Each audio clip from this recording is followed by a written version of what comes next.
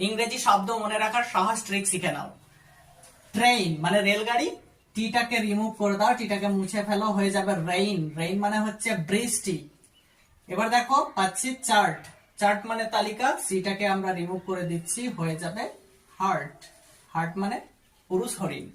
ঠিক তেমনি করে দেখো ব্লক, ব্লক মানে হচ্ছে ব্লক করা বা বাধা। এখান থেকে আমরা বিটাকে মুছে ফেলবো, তাহলে হয়ে যাবে লক। লক মানে হচ্ছে তালা। এবার দেখতে পাচ্ছি ট্রিক্স, ট্রিক্স মানে হচ্ছে কৌশল।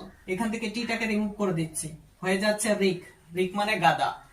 ঠিক তেমনি করে দেখো ফ্লেম, ফ্লেম মানে হচ্ছে আগুন। এখান থেকে এফটা মুছে দিচ্ছি, হয়ে যাচ্ছে লেইম। লেইম মানে খোড়া। এবার দেখো পাচ্ছি ব্রেভ, ব্রেভ মানে হচ্ছে সাহসী। এখান থেকে বিটাকে মুছে ফেলছি, হয়ে যাচ্ছে রেইভ। রেইভ মানে হচ্ছে ভুল বকা।